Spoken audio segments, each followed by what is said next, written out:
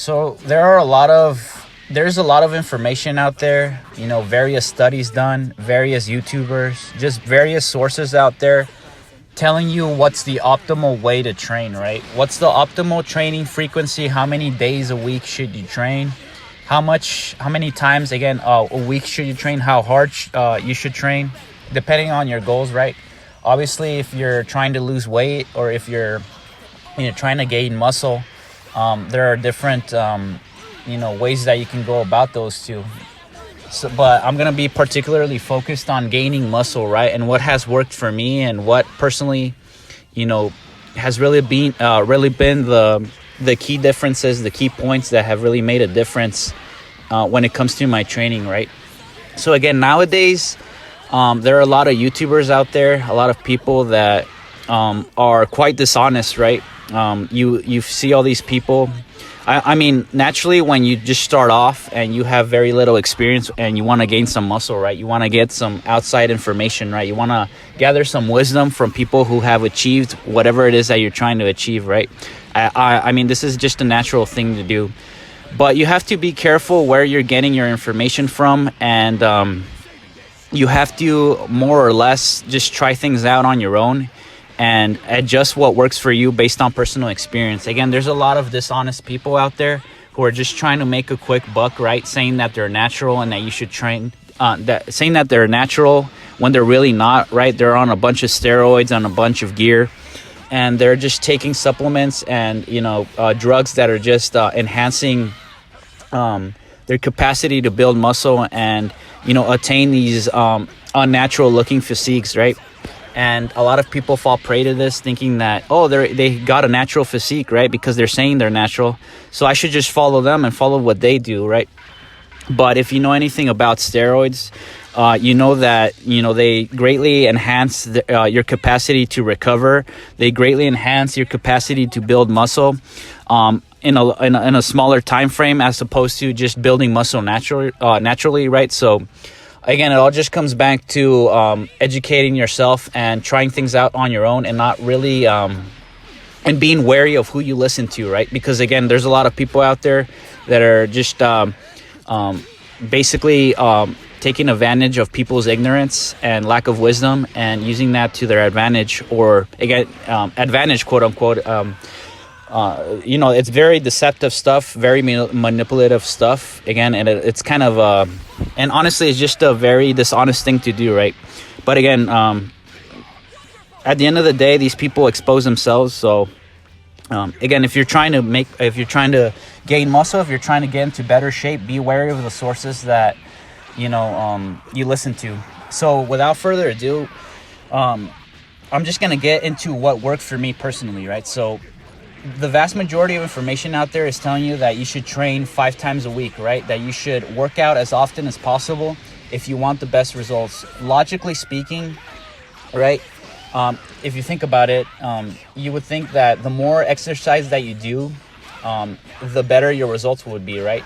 So if you're exercising 5 times a week, then more the better, right? The more you exercise, the more results you're going to get, the faster results you're going to get. But this is far from the truth, at least from my personal experience, when it comes to building muscle, right? When it comes to building muscle, obviously, there are different ways that you can go about it. You can do calisthenics or weightlifting, for example. But what I'm going to say applies to either one, regardless of the type of exercise that you do, right?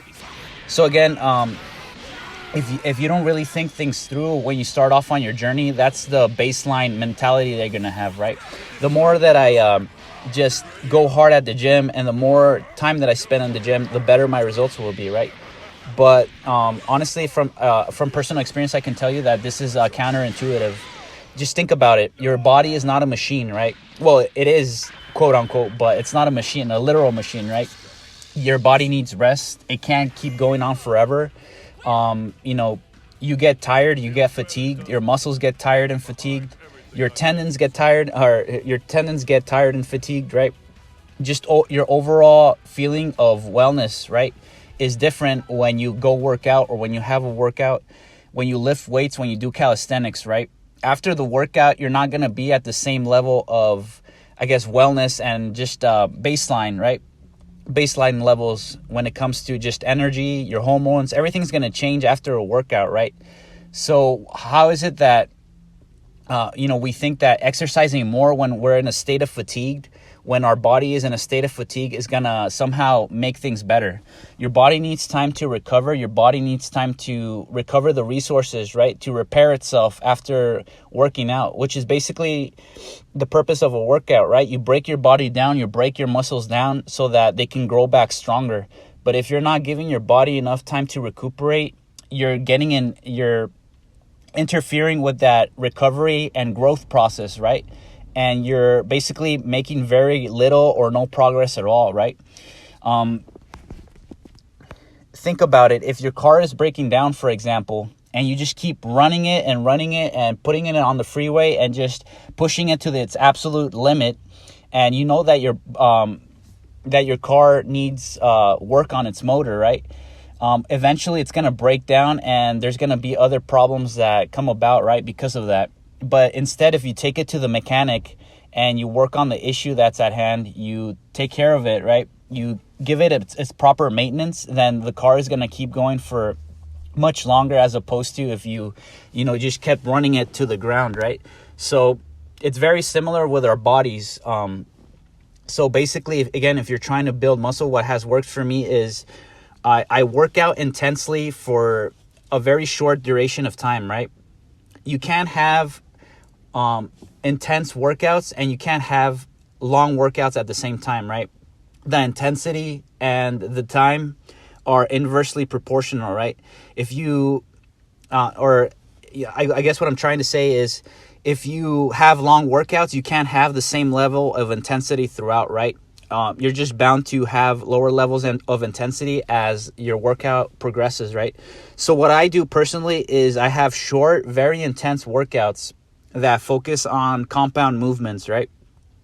I keep my workouts at about 45 minutes to 50 minutes, max an hour at a time, right? And I just go full intensity, right? As much weight as I could possibly lift, within reason, of course. Keeping in mind, just keeping proper form and proper technique all throughout the movements. Going for 8 to 10 reps, or as many reps as I usually don't go beyond a 12 to 15 rep range, unless I'm doing legs. That's a different story, but I try to keep the rep range at about 8 to 11.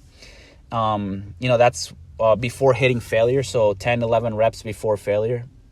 And then I just work out as intensely as I possibly can for the day. And then I give my body rest, right? I take about 48 hours, the next 2 days.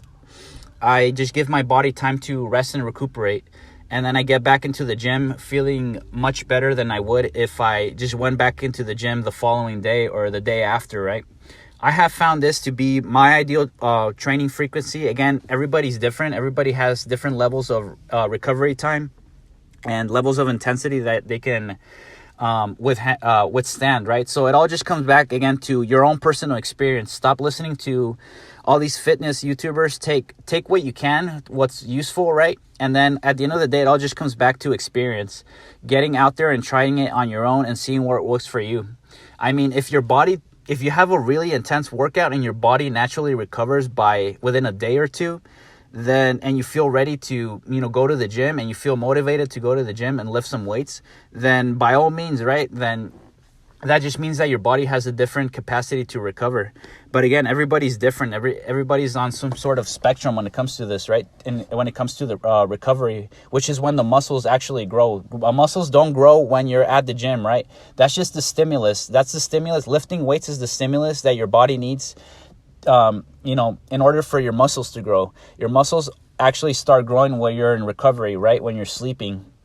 That's when the recovery and growth process actually takes place. So again, just experiment with training frequency. Personally, again, I work out intensely for one day. I take the next 2 days off and I start working out again, after the 2 day break, right? This I found has been a very good training frequency for me. I'm looking forward to going to the gym, right? If you feel like you are still generally fatigued, if you're not looking forward to the gym, if you don't have that fire in your belly to go into the gym and put in a good workout, then it just means that your body is not fully recovered yet, right? So again, I would recommend you look into a guy called Mike Mentzer. There's a lot of people, clowning on this guy, saying that his stuff is garbage, just saying that his teachings are absolute nonsense, that, high volume is the way to go. But again, personally, from experience, I can tell you that a lot of what this guy is saying is very true. So again, I would just recommend you go and listen to Mike Mentzer and listen to some of the teachings that he said, regarding bodybuilding. They've helped me out tremendously in my own personal experience and my own personal journey.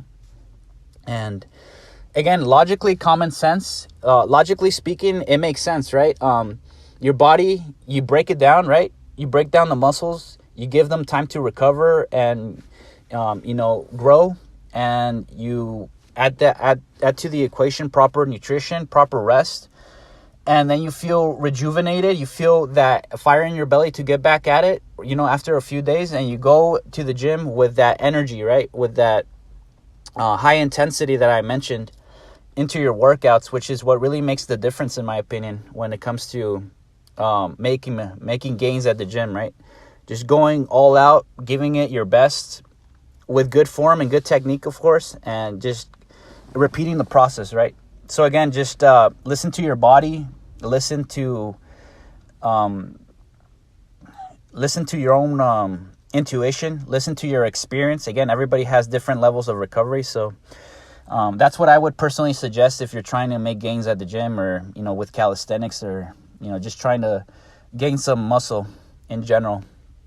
If you made it this far in the video, hopefully something that I mentioned is of use to you.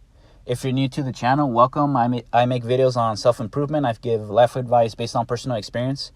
And I occasionally ramble about topics that fascinate me, whether it be an anime, a movie, a television show, anything that fascinates me in general.